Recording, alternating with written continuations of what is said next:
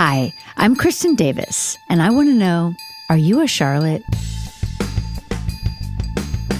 Well, hello, everybody. Welcome back to Are You a Charlotte?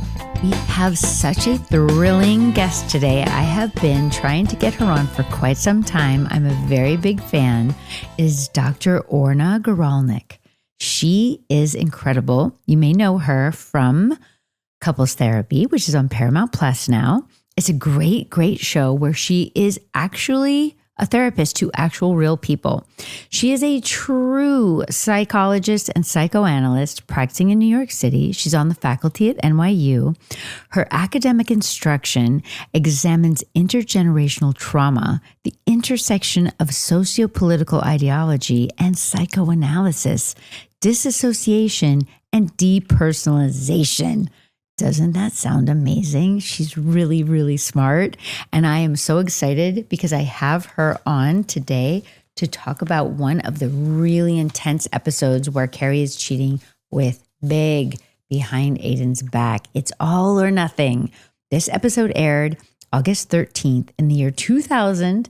It's directed by Charles McDougall and written by the incredible Jenny Bix. So we're going to break it down. We're going to talk about some bigger kind of cultural psychoanalysis type therapy things. And then also I'm going to break down the episode a little bit later on my own. So please enjoy. I hope you love it. She's so great. Thank you so much for joining me. I am the biggest fan. A mutual friend told me to watch Couples Therapy. And I said, I'm really worried about watching it because I'm not in a relationship and I'm worried that it will never make me want to get into one. And it was totally opposite because It's so beautiful. The people coming to you and really doing the work.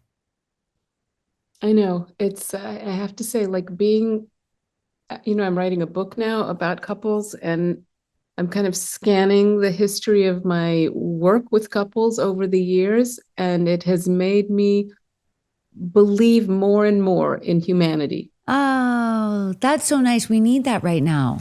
Yeah, we definitely do. We definitely do. And it's just so great because also you have such a great variety of people, of human beings and what they're going through. And it really reminds you of how we're connected and similar, even though we might not realize that all the time. You know, That's everyone's the whole point. Right. They're like struggling with the same things. And part of the reason that I wanted you, I know this is not your normal podcast that you would come on to. So I really appreciate it. But part of what I love is that you do talk about and kind of connect culture in terms of relationships. And for me, I feel like you have insight into how we're talking about things. And for me, for our show, for Sex and the City, especially when it started, which was 1998, quite a long time ago, we really wanted to, at the time, create a new way of talking about relationships that was female-centered, female empowering, talking about things that people weren't talking about. Now, it's funny to me that in 2025, this is still kind of a relevant thing. And I would love your perspective on it and your perspective on how culture relates to our expectations in relationships. Because people have a lot to say, people have a lot of projection onto shows and characters. And, they have a lot of deep feelings like, Carrie's a narcissist. Everyone likes to call everyone a narcissist now. It's a very fascinating thing. But what is your perspective on all of this? How do they connect? Well, that really big question. Sorry. Do you want me to just go for it? Yeah. Yes. Well, I must start by saying that I loved Sex and the City at the time. Thank you. And my daughter, who's 25, she told me that she knows episode by episode by heart. I love that. Thank you. Tell her thank you so much. Transferred along the generations. Love it. Yeah. So, look, I think, Freud already talked about how our connection, our sexual connection to other people is not like a private event. It's always it lives in the context of like the social, right? Where we have our desires and then we have society to contend with. So we're always, to some degree, kind of mediating between like all sorts of impulses and the culture that we live in, Mm-hmm. right? And there's always some interesting tension there. So in that sense, I find that couples are kind of like a perfect arena, like the in which like or relationships are the perfect arena between like what are our impulses as individuals and what are the messages we're getting from the culture at large about how to be a human. Mm. And I do think like your show is very much about that. Mm-hmm. Sort of how do you navigate individuality and where does it live within the culture at large, and how much freedom, how many degrees of freedom do we have? And I feel like what Sex and the City has done is it carved out way more degrees of freedom for women, just in terms of like understanding how to think about themselves and how to think about relationships and how to think about sexuality and how to think about friendship. Super important. Absolutely. So, I mean, we can talk about lots of things in terms of what are those tensions and I know. I mean, I think that's really well put. I think it's like permission. Sometimes you need something reflecting back to you that you have permission to be certain ways. Like Samantha is a perfect example. Kind of a different character than we had previously seen on television. Really embracing her singleness, her sexuality, her freedom to choose, not being judged. This particular episode is an interesting one. I had totally forgotten. I really haven't rewatched this until now, which is many, many years. I always loved our show, but I'm having so much more appreciation for the writing and, all the different elements and the ways that we, even each character goes through different moments that you forget. And then you're like, oh no, here's Samantha. She gets sick. She goes through her black book, calling her sex partners. No one will come over to help her rehang her curtain, which I, as a single woman, totally relate to, right? Yeah. Who is going to help you hang your curtain? You got to call a handyman. This is what I've learned. You cannot call a casual date. But this episode is called All or Nothing, which I really love. And it aired in 2000, which is also so crazy to me that it's just so relatable, forever, these things. And then when she's sick and she has a fever, Samantha, who we think as being completely free and without judgment and not shackled by these societal expectations of marriage, she's all of a sudden saying, I should have gotten married, and it's really kind of heartbreaking. But then when she gets well, she's like, no, I was just having a moment. Yeah. But it's so freeing. It's like a breath of fresh air, to have that character be so powerful. And so many people still talk to me about that character. And it's kind of amazing that we don't have more characters like her. And but I do feel like it is more acceptable now to be someone who's saying, I am proudly a Samantha. Yeah. And rightly so. You can choose your own situation and be free. Yeah. Now, do you feel like if you look at it from your perspective and what you're seeing, because you're seeing clients all the time who are in it, like living in relationships, trying to define their roles in relationships. And I have friends who are divorced, friends who are still married, younger friends who are looking to get married. And someone was just talking to me yesterday about how he's been divorced, he's going to get remarried. And he said, I was in a toxic relationship and I was pulling all the weight and earning the money and she wasn't doing anything. And I said, did you guys talk about this? Like, did you ever talk about this? When you're, and he's a guy, obviously. And he said, well, I just thought that she was a partner and she would be a partner. And I said, but you have to discuss this stuff.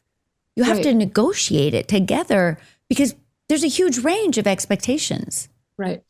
So it's interesting. Right. Huge range of expectations. How do people imagine relationships work? But also each person has their own perspective, right? This friend of yours might have thought that he's pulling all the weight in one domain, but not aware at all of some other domain in which she felt like she's pulling all the weight. I'm sure.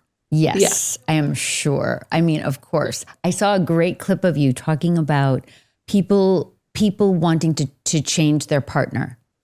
And you saying, that there is this kind of unspoken thing that happens in therapy where you go to therapy and you think like, I really want to change that person and Right. Dr. Orna is going to help me. Yes, But totally. that's not really the game. That's not really the thing that you want to do. It's not, no. And really, that's how most therapies start. Most couples therapies start with like each of them kind of dragging the other one into the office and kind of winking at me, change them, change them. Right. And then at some point in the work, they realize, oh, she's not doing that. That's what I love about you, though. You have such great boundaries. So you're so empathetic, but at the same time, you have to very calmly say, do you see that you're doing the thing that we've discussed? Right. And that's really powerful and so hard to find. Yeah, if I was in a couple, I would be trying to see you, as would everyone else. But the biggest thing that I really wanted to hear your perspective on in this particular episode and in the show, and I think in life, is the cheating situation, right? So we're at the part in season 3, for everyone listening, I know you know, but it is when Carrie has cheated on Aiden with Big, and she's kept it a secret. And I love how our writers and director, Charles McDougall, great director, use the kind of, she's like, I have the best boyfriend. She starts the show, I have the best boyfriend. And then she'll just have these flashbacks of the sex with Big and how, powerful it is. And then she's like trying to put it out of her mind. I didn't do that. I didn't tell anyone. No one knows, obviously other than Big, right? She hasn't told any of the friends. And, but she's riddled by guilt. Which is, of course, the horrible problem when you have ever cheated, is that then you can't really be yourself. Well, there's a lot to say about that. Please, go ahead. So much to say about that. Yes. But let's just first talk about what you're saying about the guilt. The fact that Carrie is feeling guilty is actually a sign of, you want to say, psychological health or integration, because what happens sometimes when people cheat is they can't actually tolerate guilt. They can't really wrestle with the fact that their cheating might mean something to their actual partner, so they keep it dissociated. Wow. So there are people that cheat and it's as if it's happening on another, like on a separate universe. Wow. And they in their inner world, they keep it separate. So they don't actually deal with what they're doing. Wow. That's really interesting. Yeah. I don't know anything about that. I'm not one of those people. I have cheated, but I'm not one of those people. So what would make someone be like that? Like what's their makeup, or what's happening that they do that? We can take a little detour here and talk about like defense mechanisms. There are all sorts of ways that we hide from ourselves, that we don't want to know certain things about ourselves or about reality. Reality can be pretty overwhelming and humiliating and misunderstood. And there are many reasons why we can't deal with everything. So we employ all sorts of different defense mechanisms. And people differ in like the type of defense they tend to gravitate towards and how much it distorts reality. So some people use like, what we'd call like really primitive defenses, and they just deny things that are actually right in front of them. Mm-hmm. Like people could cheat and deny that it's happening. Wow. Really almost deny to themselves, certainly deny to anyone else. Mm-hmm. But then there's people who can dissociate. They can just keep their worlds very separate.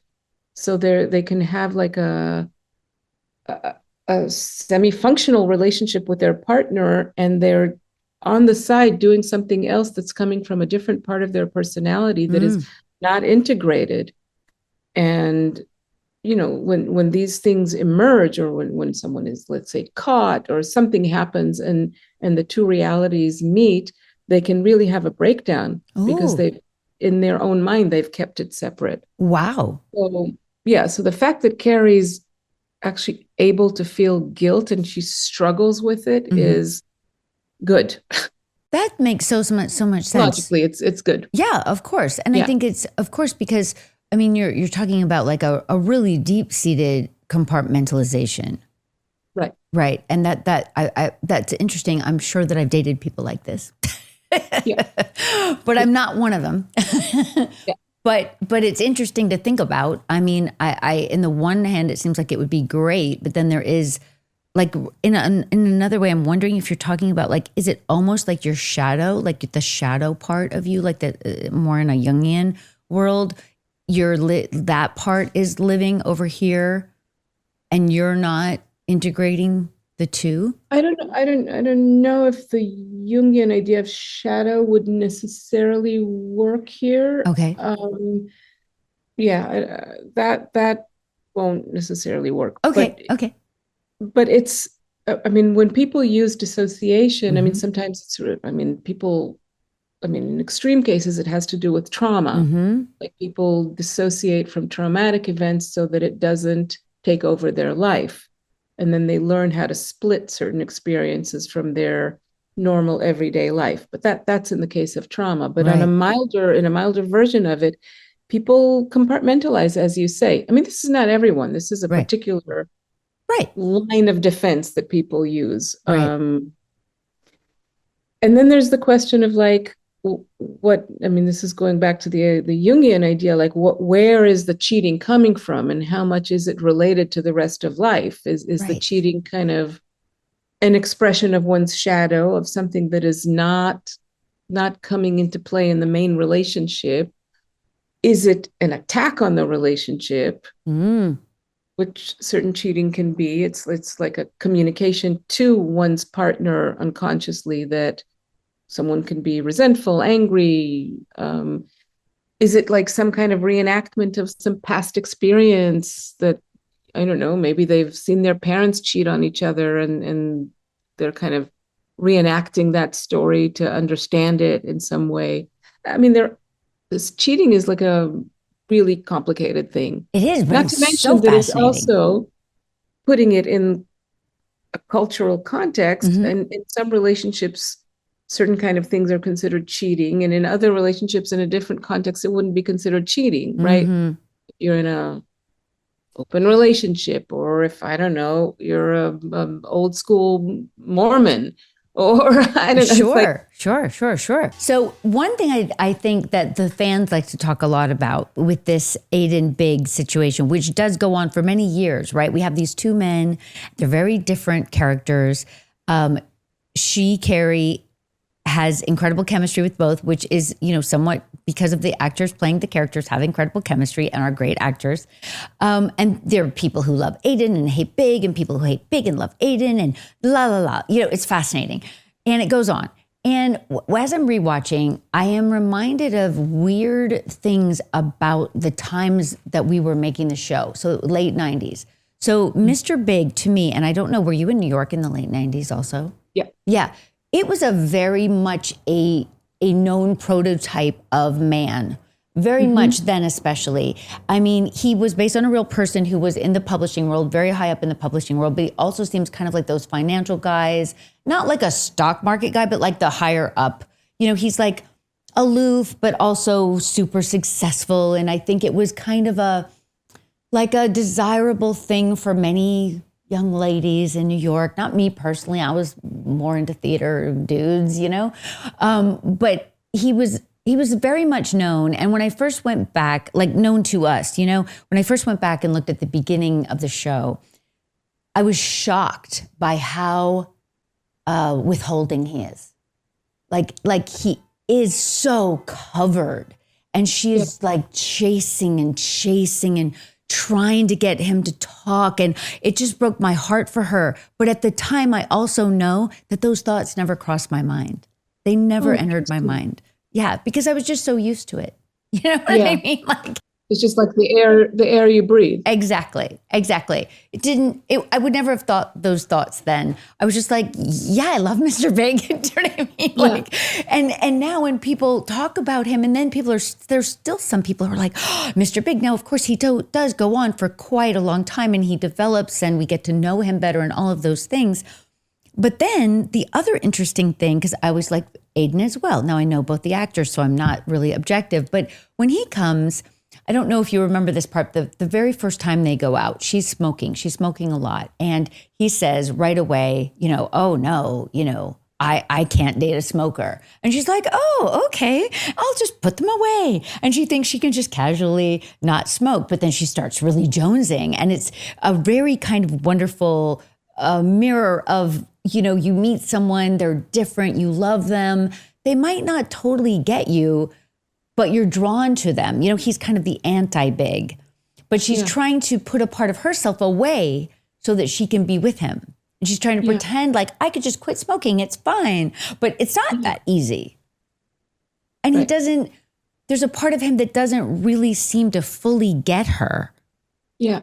And that to me is also part of why she does end up back with Big, even though he's withholding. Yeah. But I don't know if that's just me projecting.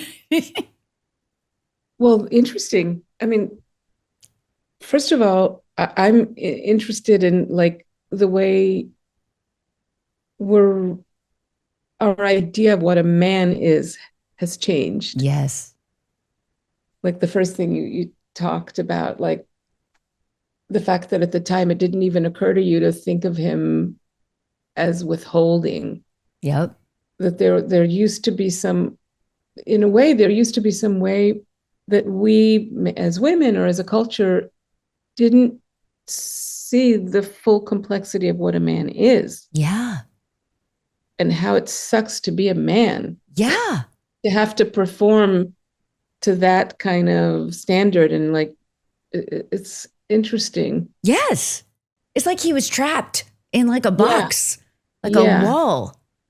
Yeah. And it's like, it's supposed to be so great to be a Mr. Big, but oh my God, I can imagine that being so stressful. Yes, I agree. To be that. Yeah, I agree fully. Yeah, yeah. And then you're saying there's in a way, like a mirror image of that, of like trying to be the girl that Aiden wants. Mm-hmm. It's really, you'd have to think that, I mean, the optimistic way of thinking about it is that as a society, we are making some progress towards like having like a wider range of how we understand who we are as humans and the constraints of gender. I'm just not sure that's actually happening. Right. It seems like it's trying to happen. It's trying to happen, but there's a lot of pushback on that. I agree. And I'm just going to have to bring something up because it's just so on my mind, but I don't know if you've seen Heated Rivalry. No. Oh my God, Dr. Orna. Oh, it's so exciting. You have to watch it. We will not be derailed by my obsession with this show, but it is, in my mind, the thing that I love about it is that it is also a relationship show that is moving things forward in the conversation. And people are being drawn to it in a very powerful way because I think they are hungry for progress in terms of men and intimacy and how we can see this playing out in a way that we also relate to and aren't judging. Like, it's so powerful. It's shocking. It's about hockey. Okay. So I didn't watch it for months and now I can not stop talking about it, but it reminds me of when our show came on in terms of, there was this whole negative reaction, which we expected very much of like, women don't talk this way and, how dare they? And I remember this one article, I've mentioned it many times. Sorry, listeners, if you've heard me, but there's an article in Wall Street Journal by a male critic saying, I wouldn't date any of these women except maybe the nice brunette one. Do you know what I mean? That was supposed to be like a compliment to me. I'm like, no, that guy, like, you know what I'm saying? I mean, it was just so intense and we expected it, but the joy came in the wider embrace of women and gay men, basically saying, oh, thank God, someone's opening the door to let some air in, some light. Yeah. Yeah, it was very exciting at the time. Yeah, it was. And it was exciting for us, for sure. Right. And back to the expectations part, and we can just bop around, and I hope my listeners will come with us. This is how I roll. One time, and I think it was right around the third season. The third season is when, number one, creatively, I feel like everything started to really gel, and these long storylines started to pay off. And also, more and more people were able to watch because HBO used to be, very kind of niche. They said to us, we want to put you on the cover of Time magazine. And we were like, oh my God, amazing. So they took a picture and then they put on the title is Who Needs a Husband? Wow. And it hangs in my closet still because I really love it. I still really love it. Wow. Right? Intense. I mean, it was kind of revolutionary then. And then if you look at the numbers now in terms of single women, women who are getting divorced and have no interest in getting remarried, women who are self-sufficient economically, it's so thrilling, the openings that have happened. And yes, there is a whole constricting sidebar, but I'd like to ignore them right now. I just like to put them over there. Because I do feel like we want to progress. I feel like human beings want to progress and have more freedom. Everyone should have freedom to choose and be who they want to be without judgment. Yeah. That's how we're all going to be happier and be kinder to each other and have a better world, than, in my opinion. And there's still the problem of having to live with each other. Yes. So we need certain kind of regulation constraints on ourselves. I mean, there is still, we're always going to need socialization. Yes. Dogs socialize each other. We're going to need some way, but it would be nice to have more breathing room. Definitely. And I feel like that's the future. I hope. It's just horribly bumpy right now, you know? And that's the thing that I love about what we do in our field is that, we are somewhat in a bubble. Sometimes people criticize that bubble. I understand, but also, you can create things and the people who want to find it can find it. Yeah. But I also think that, for example, this show, there's a certain kind of social responsibility of a show like yours, because you're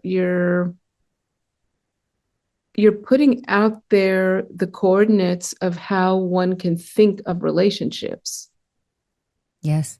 And people look to that and they measure themselves against that. Mm-hmm. TV is like the most powerful medium on earth now. Yeah. And it really tells people like, how can I live? Right. What's okay? Right. What makes sense and what's intelligible? It's an important medium. It really is. Yeah. And it's important to have choices within that. And that's what we have to keep pushing forward on. We're not even going to talk about where our industry is right now.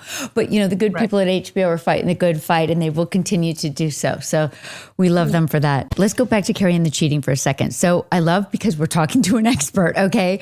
So we've got the situation where we have Aiden, and she would like to somehow be the girl that Aiden wants, or that Aiden is seeing or projecting onto her, right? But she's having internal struggles to do that.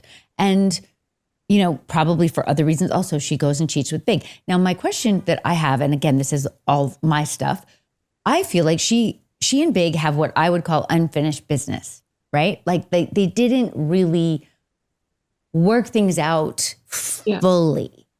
Mm-hmm. And that's a hard thing. Now, I know that you cannot really necessarily complete, or whatever you would like to call it, sometimes without help. Like you need some person like yourself or something to help you. But obviously Carrie is not a therapy person. She goes to therapy for one episode and ends up sleeping with a character there who's played by John Bon Jovi. And that's the end of that. Yeah, you don't remember that? It's really funny. I didn't see that. It's really funny. She meets him in the waiting room. And of course, he's John Bon Jovi. He's very cute. And they go on a date. There's a lot of chemistry.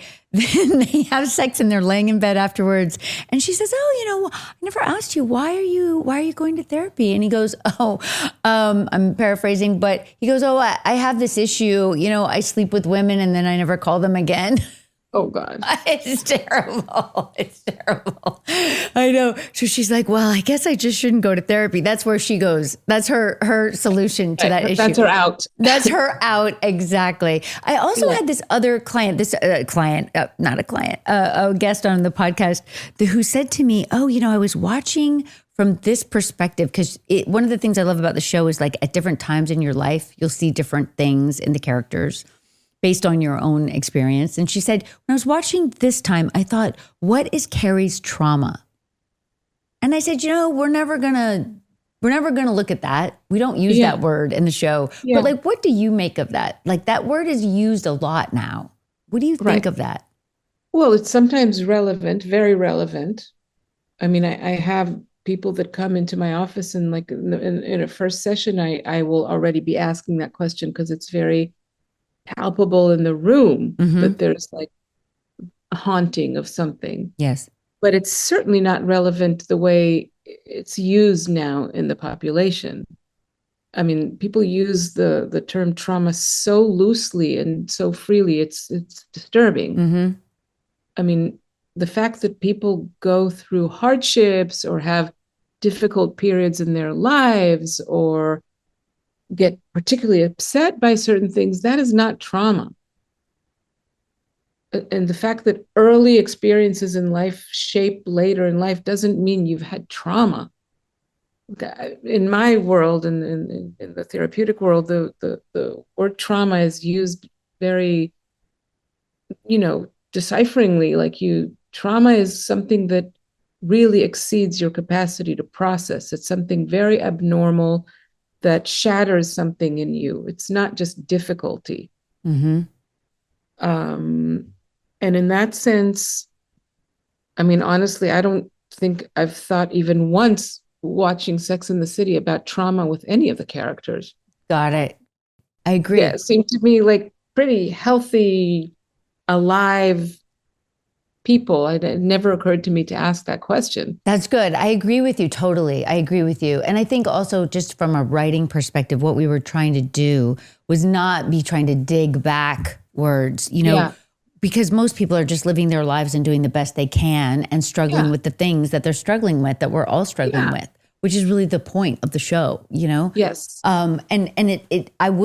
I don't look at Carrie and think what's her trauma either. I mean, I think, as you said, sometimes we are playing out something that might be based on your childhood that you don't know, that you haven't unearthed, but that's not necessarily right. That's not trauma. That's just life. No. Right? That's just being a layered person who carries a history. And sometimes the history is even before your parents. It could be your grandparents, That's not trauma. Right. That's important. I think that's important to say. Now, could we also just touch for a second on the narcissist thing and how everyone online wants to call everyone else a narcissist? What is going on? Yeah. Well, again, similar to what I said about trauma, in my professional world, we use the term narcissist for only very particular situations and particular personality organizations. People can be selfish, people can be annoying, they can be disappointing. It doesn't make them narcissists. The fact that somebody is not giving you what you want from them doesn't make them a narcissist. Good point. Yeah. That can be disappointing in many different ways and maybe a good reason to turn away from them or not, but narcissism is not necessarily what we're talking about. Right. Narcissism in professional terms has to do with a real kind of fragility in, sorry to use technical terms, but like the ego structure, where the person has to gather up a lot of resources to keep shoring up their sense of self, which leaves them quite fragile and leaves them with little that they can give outside of themselves because they keep having to pull together their very damaged sense of self. It's a very particular personality organization that is quite painful for the narcissists themselves. And they might need to put up a lot of bolstering and show around them, but it's really based around something, quite a deep deficit. Yes. But there are other ways that people use the term narcissist that are just basically expressing their frustration with the people around them. Right. I think like they basically mean selfish. They perceive the other person as being selfish, which is obviously does not equate to a full narcissistic person. Or there's also narcissistic tendencies, right? Right. Where, Which we all can have narcissistic tendencies. Anyone who's like looked at children, I mean, children start off with plenty of egocentrism and narcissistic tendencies and attempts to build the ego. And we can all revert back to that under certain conditions.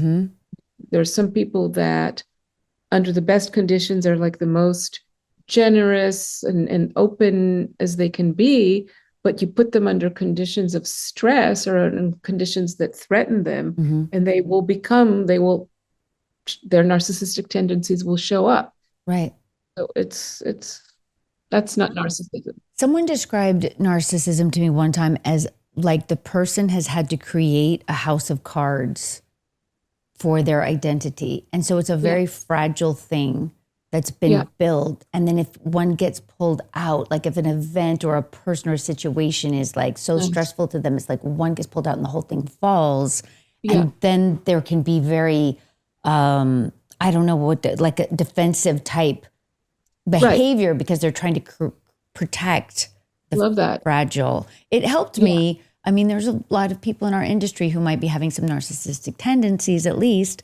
So it was helpful to think about it because it's very easy to just feel, upset about how that person might be acting, right? But then if you try to actually think about what's happening inside them, you have a lot more empathy, which doesn't mean you don't have to protect yourself from it, but you can at least have some empathy for what is happening over there and maybe some understanding, I guess. I like that description a lot. Well, thank you. Thank you. It was a professional like yourself who told me that. It was really helpful, though. It was really helpful because sometimes you're just like, why is this person acting like this? Like, what is happening? I'm just over here doing like normal, nice things, and they're like upset with me. But somehow you're in a situation with them that has pushed buttons or threatened them in some way. Or can I ask you please do a couple of questions? Yes. I have both a question about the episode that we were focusing on, and I have a more general question. Okay. But more specifically about the episode, how did you feel about the whole prenup, the prenup, and especially like the allocation of extra funds for the boy? Oh my God. I mean, I was so stressed by the whole thing. And it's interesting because I'm not somebody who was ever focused on marriage. I come from the South where everyone was like that. So it really was, playing Charlotte in general, who wants these things so badly. And I certainly knew people who felt that they needed to fulfill these expectations of society and whatnot. It pushed a lot of buttons for me. And sometimes I would just be like, oh God, and I would want to really, like, my own Kristin reaction would be much bigger probably than Charlotte's. But because Charlotte is Charlotte, I had to really work hard to filter my own thoughts and feelings. And when I watched back and Miranda, we're at that scene where Miranda is reading the prenup. And I mean, Charlotte in general just doesn't even want a prenup because to her, that's not romance. That's not love, which I fully get.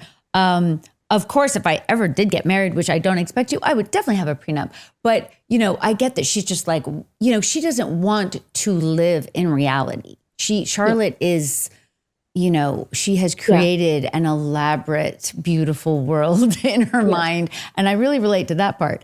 And she doesn't want to be brought down to life. And part of the whole Trey relationship, as it was presented to me before we filmed it, was that this is what it was going to be. On the one hand, it was going to look like the shiny, perfect goal. And the reality was going to be very, very different. And she was going to have to try to find out who she was within those two things not matching, which I loved because that's great. It's life, right? Yeah, it's chapter 2 of my book. Oh, fantastic. I can't wait to read it. I might use the character. Go for it, babe. Yeah. So when we got to the prenup thing, I was very scared about that whole episode. I was scared mostly about when I have to say to Bunny, I'm worth $1 million. Yeah. Partly because it seems just so profoundly uncomfortable, to be not that I didn't want to try to stand up. I thought that it's great that Charlotte's trying to stand up for herself, but also it's just like embarrassing to be putting a number on yourself. What the heck, you know? And I remember at the time, there were a few times in this storyline, because it's really the more in-depth storyline so far that I've gotten, right? Where there'd just be a lot of, the writers would just be like, Jenny Biggs, who wrote this episode, would be like, you know, you have to really like, they were just very anxious about what I was going to do. So I was trying to fulfill. How did they want you to?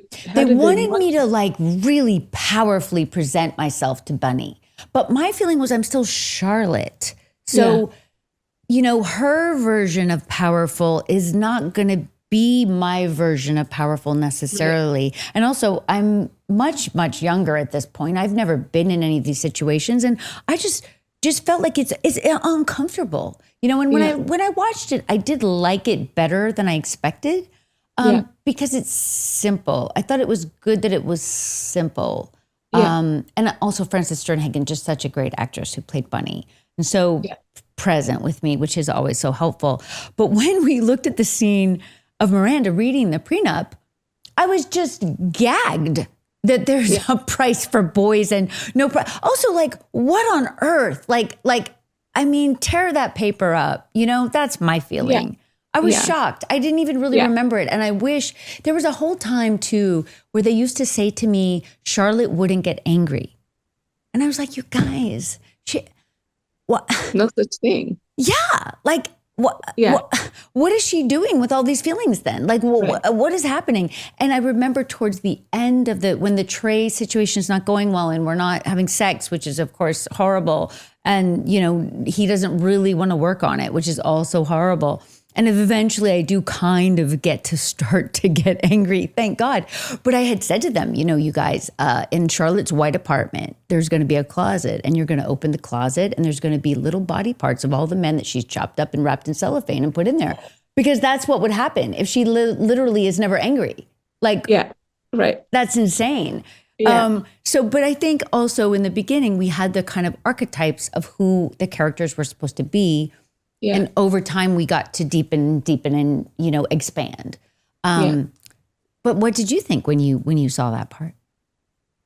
Well, generally, I'm very fond of Charlotte's character. Yeah. I mean, I just think she's holding on to like a certain kind of idealism or optimism that you know, as a realist as I am, I have that in me. It's very important for a couples therapist, for a therapist generally to have that. Yeah. So her sweetness and her idealism always speak to me. But that part of it, I was just like, this is too much. Too much. Definitely, I agree. Definitely. And like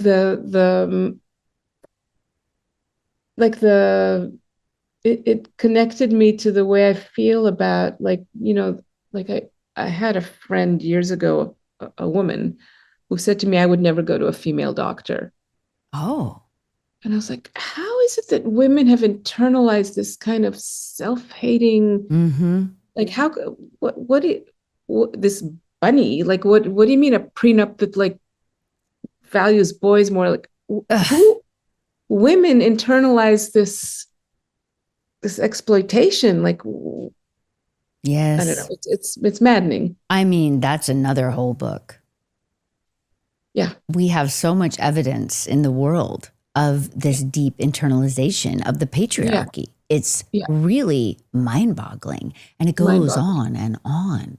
But also, I have a 14-year-old daughter, and it's interesting, you know, she's really at the age where I struggle with how much to tell her about the world, you know, and how deep to go. No one really talked to me when I was that age about these things, but I do feel like my eyes have really been opened by life. You know, I'm 60, so I've obviously seen a lot, been through a lot.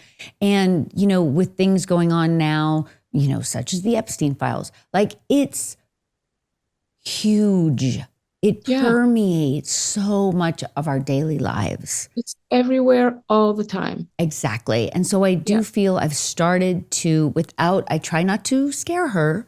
I don't want her to be riddled with fear. But at the same time, I feel like I need to say to her, you know, there's this situation in life unfortunately, that you need to be aware of. But and fight, not be afraid. Absolutely. Yes, Yeah. absolutely. But like for her, because like should probably not say all this, but sometimes she wants to do things, how she's 14, she wants to go out with her friends and do things or whatever. And I'm like, no, you can't go there. I'm sorry. I have to go with you. And she's like, no, Mom, no one else's mom comes. And I said, well, maybe I'll stay a little distance and just watch you. Do you know what I mean? Like I just have anxiety about her out in the world alone with her friends because I don't feel at 14 that they really know all of the things that could happen. They don't. Right. Thank you. Yeah. I need you to call her and tell her because she says to me, Mom, I would know if someone had bad intentions. I'm like, baby, no. It's so cute that you think that. And then she's like, I would just punch them. And I'm like, that is adorable, but it's so much more complicated, but it's like it's such a conundrum about like safety versus knowledge versus feeling powerful. You want them to feel powerful within it. Not that it's like overwhelming and going to get them, but on the other hand, it does permeate everything. It does. I don't think we can, I don't think as parents we can like deal with the safety issue other than, like you're saying, like be there and watch. But safety is something that's mostly out of our hands. But what we can do is like help our kids understand what are the ideological forces that are right in front of them, like patriarchy, like the way masculinity is defined. Absolutely. Or, women internalizing patriarchy. It's those are the tools that I think as parents, it's really important to kind of keep giving our kids. Great. Good. I'm doing that. I'll keep doing that. Yeah. That's good. That's good. So wait, what else were you going to ask me? You said questions, multiple. I was going to ask you more in general about the gap between you and the character. How does that? It's funny because now it's been 28 years that I've been playing her, right? Not the whole time. We've had breaks, obviously, but people are always asking me like, where's the difference? And when we started, people would ask me that. And I get to have a very specific list of like, this is Charlotte characteristics. These are Kristin characteristics. But after all this time, it's really hard to do. But I feel like she's part of me, but she's not me. You know what I'm saying? But she is me because she's not someone else. You know what I'm saying? It's a weird thing. But I love her. I love her desperately. She's very lovable. She really is. And she's lovable because she really tries hard, and she is willing to change. Like the whole idea of the Trey situation was that she was going to be pursuing this goal no matter what. She was going to get it. It wasn't going to be what she thought. It was going to look great on the outside, not be great on the inside. And she was going to have to deal with that. Like, what does that really mean to her? How important is it to actually have the true love she talks about? Right. Yeah. And thank God it was not easy. Right. And also the first idea was that Kyle would only come in as Trey for like 5 episodes. It would all happen very quickly, but that he would be very dull. He was supposed to be very boring. Like that kind of couple where like no one wants to talk to the other person. Like the friends are like, who's going to talk to the husband? Like that. Yeah. But he was played by Kyle. So he wasn't very boring. He was fantastic. And all of us were just collectively in love with him, right? So he stayed. And it became more complex as a result of us loving him so much and what he brought to the character and how kind of, he made it just slightly offbeat and interesting in terms of you didn't know what was happening over there. Yeah. Yeah. So then he stayed longer, which I thought was good. And we got to kind of, I haven't rewatched it all, but we got to kind of go deeper into, what are the issues with the intimacy? What's that about? And then she tries to haul him to therapy, but he doesn't really want to participate, which is really heartbreaking.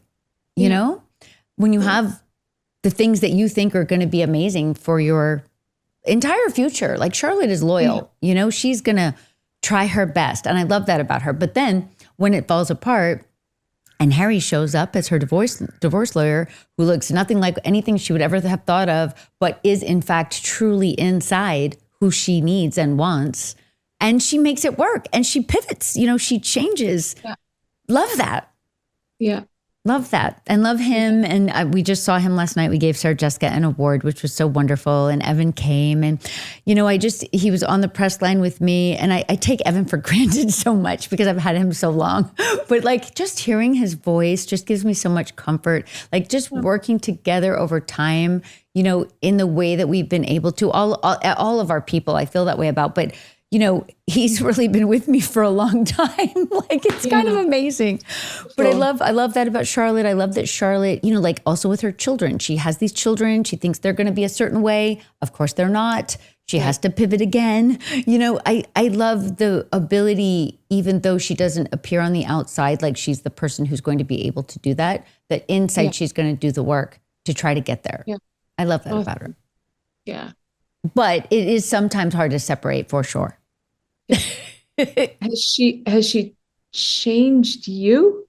I mean, I think so. That's a hard thing. It's hard to say because obviously the experience of doing the show has changed me. It's changed all of our lives so much. Sure. Yeah. And we love each other so much. And we've been through this just insane experience, for 28 years. I mean, we filmed a film in Morocco. Like we've traveled the world. It's just been unbelievable. Plus we spent 18 hours a day together for years, right? So it's a very unusual and deep and intimate relationship with the actual people behind the camera and on camera that's hard to separate. Also the characters.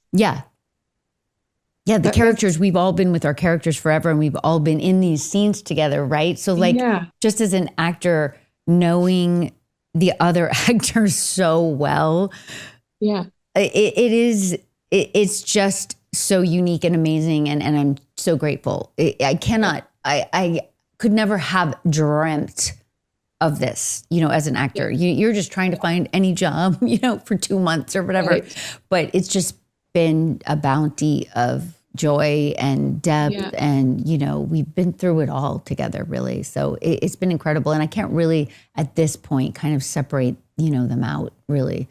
But in a good way, in a good way. Okay, wait, let's talk about cheating again because I do feel like people are just fascinated by this and talk about, I feel like in the world, cheating and or just sexuality, chemistry, like it's so confusing to think about like, okay, so Big and Carrie have this chemistry, right? And she says at one point, like, why does something so bad feel so good? And Samantha says, well, it's created that way. Like as a therapist, well, how would you advise clients about such things? Are you asking me, what do I advise clients about cheating? Yeah. Or just the chemistry part, or you know what I mean? Like, I know that's hard. I'm going to diplomatically avoid that question. Okay, fair enough. I guess it's hard to know, like, I mean, for myself as a single person, right? And there's all these people who talk about, like, I have this one friend who said to me, like, you need to go out and be bored on a date. And I was like, but why? Come on. I'd rather be home with my kids. I don't want to go be bored on a date, you know? Yeah. But she's like, you need to do something different. And I'm like, yeah, I get it. And not that I want to dissect my own self necessarily, though obviously partly I do, or I wouldn't bring that up. But well, let's. Okay. So like, it's hard for me to want to do that. Like if there's not chemistry, I don't see the fucking point. Is that just me being like not grown up? No, look, there are many channels that make us want to connect to other people, to attach, right? Mm-hmm. And it depends on what's the primary need you're operating from. I mean, it sounds like you're saying what you're looking for is something interesting. Yes.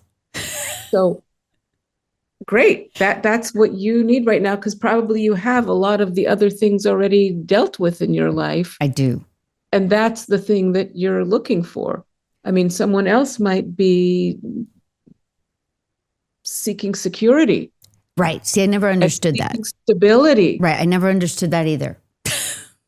That people would need that? That you would look to a man for that. I don't really feel, that doesn't. Well, forget about man, not man, Right. but you can imagine that certain people, let's say, I mean, it doesn't have to be related to this, but let's say they've had a very unstable early life. Mm-hmm.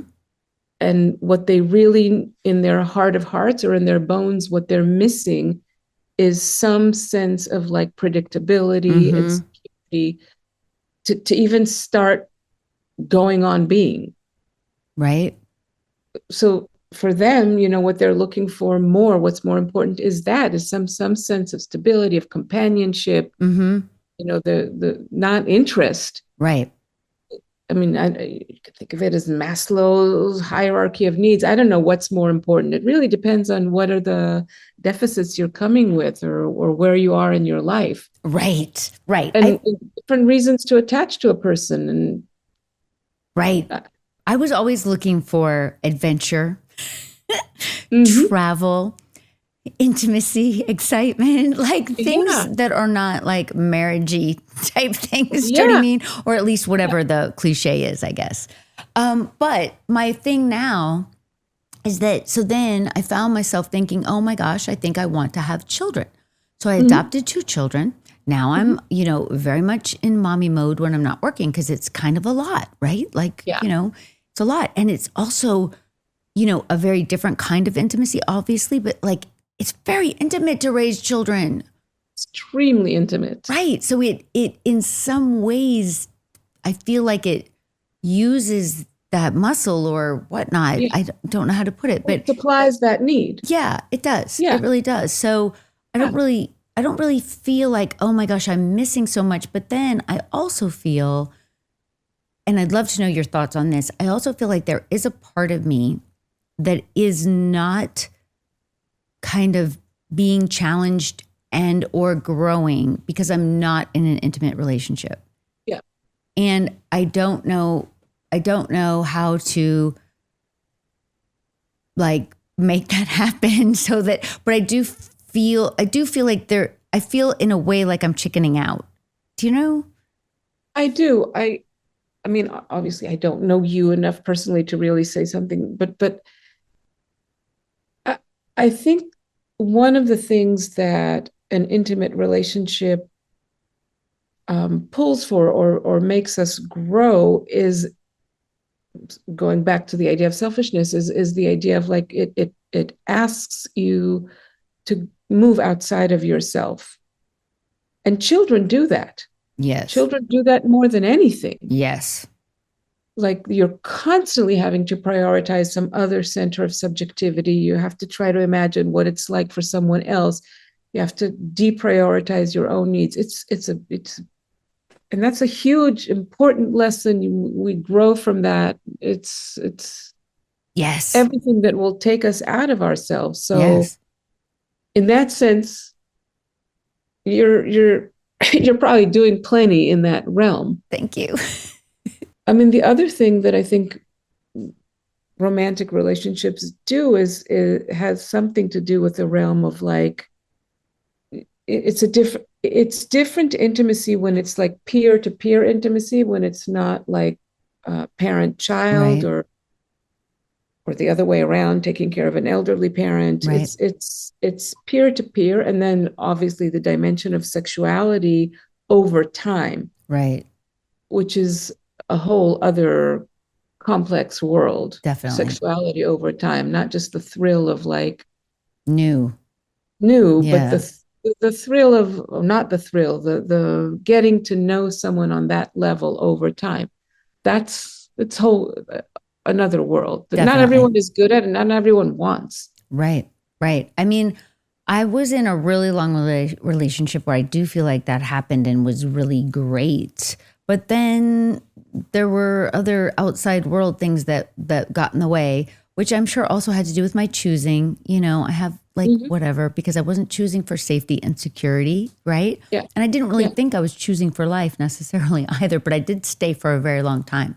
But one thing that I do think of, which I wouldn't say except that I really love you and I trust you, I feel like one of the messages that I got somehow in my early childhood was that it's hard to hold on to myself in a relationship. Like I lose myself. And there was a time when I did decide to try to have children on my own. I was around 40 something when I started thinking about it. I kind of felt like, well, I'm kind of just caretaking and not parenting, but like caretaking these men. I should just raise some children, you know? But I don't know how to necessarily do both, because I don't think I could. I don't know if I could. I should say, don't know yet. And I haven't tried really lately to really keep myself, because now that I have the children really need me. I can't give myself up to a relationship. Right. And I don't know how to reconcile that in my mind. Obviously, if I've met the right person, maybe, but you kind of have to work to meet the right people. Yeah. And I'm definitely not doing Work, that. meaning go and meet them. Yes. Actually, leave the house. You know what I'm saying? Right. Because people have wanted to put me on the apps. You know, Sarah Jessica at one point threatened to make a profile for me. And I was like, unless you are available to come on every one of those dates with me, please don't do it. Because I just don't know if I have the bandwidth. I don't know how to balance it, I guess, you know?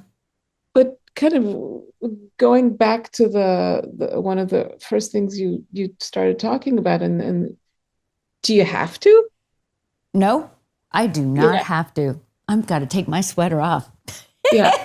I do not have to. And that's the thing too, is like Sarah Jessica said to me last night when we were at this thing, she was like, I need an update. And I said, I don't have an update. And I always feel terrible. Like, she wants me to be happy. She means the best, of course. Right. But I just don't know how to, it doesn't seem to be a priority, you know? Right. Though sometimes when I think about it, I think life is short. Like, what the fuck am I doing? You're raising kids. You have a full profession. Okay, good. Okay, good. But you know that it's like that societal pressure of like, people don't quite know what to make of it. When you're just like, yes, I'm single. Yes, I've been single kind of a long time. You know, like they're just like, oh, something must be horribly wrong with her. Like, it's an interesting thing. I'm not into that whole hegemony. Yes, it's so true. It's so true. It's really interesting. Also, look around us. I mean, people are now choosing all sorts of ways to live that are not only like, you know, the heterosexual couple. Right. Love it. But all these other ways that people live now. It's definitely. Also, there's this great article. I don't know how much of this kind of stuff you see, but this woman in England wrote this article about how it's embarrassing to have a boyfriend. Oh, no. It was so great. She did? Yeah. And it just blew up, because it was basically saying, you know how people present things on social media and it looks so glossy and amazing and blah, blah, blah. And it used to be like the flex was to have your hot man there on vacation with you wherever. And then after a while, it seemed like that was like, you're just giving your power away. You know, like why? Like, why does this amazing woman need to have a man? Like that's boring, you know? Yeah. Which is really fascinating. And I love to watch just the reactions to all the things like this and the changes. And of course, as you said, it's not a global situation where we're all changing, obviously. But there's inroads, I feel like, and I love to see them. It makes me excited, you know? Yeah. But yeah, that's one of the things I love about your show too, is you have so many different couples with so many different backgrounds and expectations and kind of paving their own road forward. And you're helping them do that. And also understanding the outside societal issues that they're also bumping up against. Right. Yeah. Constant. I mean, constant, absolutely constant. I mean, I just try never to discuss my dating life with anybody necessarily in person, so that they don't ask me 20 million questions that I can't answer. Do you know what I mean? Like what? Like, why are you single? You know, and I'm just like, oh God, it's a story, okay? You know? No, this is not a legitimate question. Why are you single? It's like asking someone, why are you gay? Good. Why are you straight? That's good. That's what I'm going to say. That's what I'm going to say next time. I'm going to say, Dr. Orna says this. I love it. Yeah. But I mean, really what we're talking about too is just, you have to create the freedom to be yourself in that moment. Yeah. And that might not be forever, but it is my moment right now. It's not a priority. Yeah. I do sometimes beat myself up about it, but it's just not actually a priority. You know? Well, I approve. Thank you. Thank you so much. Oh, you know what?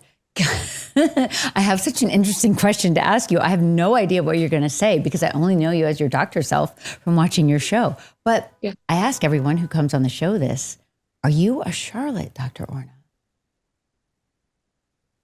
Oh, that's the title of the podcast. It is.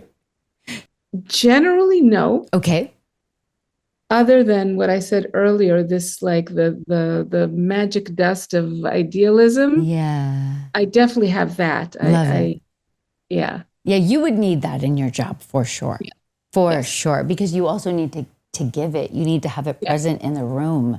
Yeah. Because people are just going through so much when they come to you. Yeah. And I do think that's the most bestest part of Charlotte. Yeah. Yeah. I love it. Would you say if you had to be placing yourself with another, I think the obvious choice for you would be a Miranda, who's like super intellect and Yeah. straight talking. At least that's how I think of her. I don't know. Yeah. I mean, on some, I think I'd say that I identify with each of the characters. Amazing. Yeah. That's Deeply. good. That's what we Yeah. want. That's what we want. Yeah. That's a great answer. That's a great answer. Yeah. I don't know if we talked about the show enough, but I love everything we talked about. I love everything we talked about because I wanted the bigger picture, and I wanted your professional opinion on some of it. Awesome. Because I do feel like, on the one hand, I don't think it's a bad thing that people want to kind of try to analyze stuff online or whatever, even though obviously they're not all doctors. Because I do feel like people are searching, right? They're searching for what is the truth of this? What is the, what should I do in this relationship? What is the truth of our society? All of those things. And they don't necessarily know what to say, so like they grab on to kind of easy answers or whatever. But also I do know, just from a therapeutic standpoint, that of course you have a, much higher standard of how you would use those terms that I think it's important to hear that. Yeah. And be reminded of it. Even though I think people err a lot in the overuse of terms like narcissism and trauma, I'm also glad that people are interested in these kind of psychological ways of like parsing out the world. I mean, Absolutely. It's good. Absolutely. It's a beginning, right? Like maybe they'll search more. Yeah, we just need to get more refined and responsible with how we use the terms. Definitely. Well, let you go to your patient, and we really appreciate your time. Thank you for inviting me. Oh, it's my pleasure. Really, I'm a big fan. I can't wait to see more shows. Okay, bye. Okay. Have a great day. Bye.